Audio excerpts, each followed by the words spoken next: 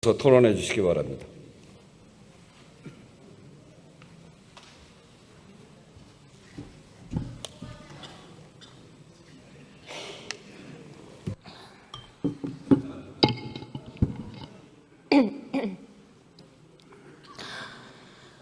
존경하는 국민 여러분, 우원식 국회의장님과 동료 의원 여러분, 예결특위 더불어민주당 간사 이소영입니다. 여야 모두 필요성과 시급성을 인정하고 있는 이번 추경은 꼭 합의 처리가 되기를 바랬습니다. 그래서 추경안 처리를 하루 늦추면서까지 야당의 요구를 수용했고, 소비 쿠폰 국비 부담률 상향은 간사 간 조정으로 합의점을 찾기도 했습니다. 그런데 마지막 순간에 국민의힘은 두 가지 이유를 제시하며 합의를 거부했습니다. 저는 그 두 가지 사유가 어렵게 쌓아온 모든 과정을 엎을 정도로 중대하고 합당한 것인지 전혀 수긍하기가 어렵습니다. 첫째, 정부 안에서 총액이 증액되면 안 된다는 것입니다. 국채 발행이 늘어나면 안 된다는 주장인데 물론 최소화하는 게 당연히 맞습니다. 그런데 정작 여러 국민의힘 의원님들은 정책질의 내내 국비 부담률을 높여 지방정부의 부담을 줄여줘야 한다고 주장하셨고, 행정안전위원회에서도 여야가 함께 전액 국비 부담을 의결한 바 있습니다.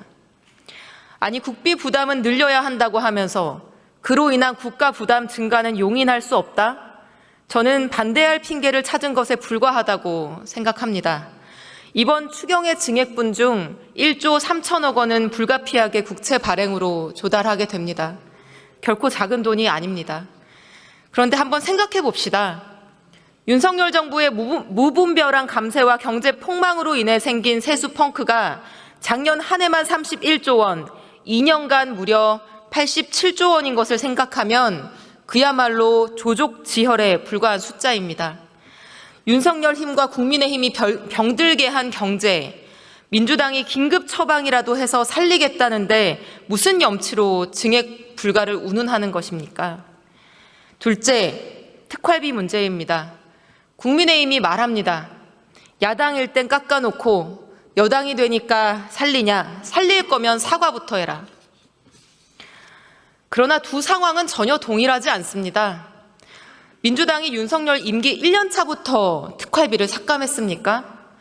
3년간 나라를 엉망으로 만들면서 출근도 제대로 안 하고 허구한 날 관저에서 폭탄주나 마신다고 하니까 도대체 어디에 쓰는지라도 알자고 했던 거 아닙니까?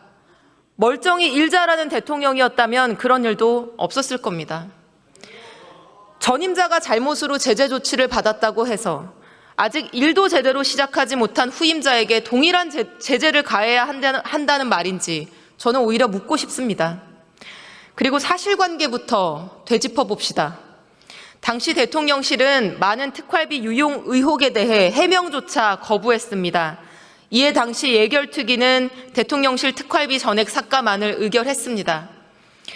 하지만 당시 본회의가 남아 있었기 때문에 대통령에게는 특활비 문제 개선을 약속하고 협상할 기회가 남아 있었습니다. 그러나 윤석열 대통령은 협상 대신 불법 계엄을 선택했습니다. 그래서 막판 협상이고 뭐고 결국 12월 10일 전액 삭감안이 그대로 본회의를 통과했던 것입니다. 윤석열의 특활비는 국회가 아니라 불법 계엄으로 본인 스스로 날린 것이고, 결국 우리는 불법 계엄으로 윤석열은 그 어떤 예산도 받을 자격이 없는 국정 운영 무능력자이자 내란범임을 확인하게 된 것이었습니다. 지금은 새로운 대통령이 인수위도 없이 국정 운영을 시작하는 시점입니다. 어떤 문제도 없이 밤잠도 아껴가며 일 잘하고 있습니다. 그렇다면 일을 잘할 수 있게 해주고 이후로 무엇라도 잘못이 있다면 제재든 비난이든 하면 될 것입니다. 마지막으로 이번 추경안 통과로 폐업과 파산 위기에 몰린 국민들에게 작으나마 숨통이 트이고 경제에는 생기가 돌고 어려운 지방 재정에는 숨 돌릴 여유가 생기기를 바랍니다. 그렇게 해서 국민을 살리고 경제를 살리게 된다면은 이번에 투입되는 재정은 조금도 아까울 게 없을 것입니다. 이상입니다. 감사합니다.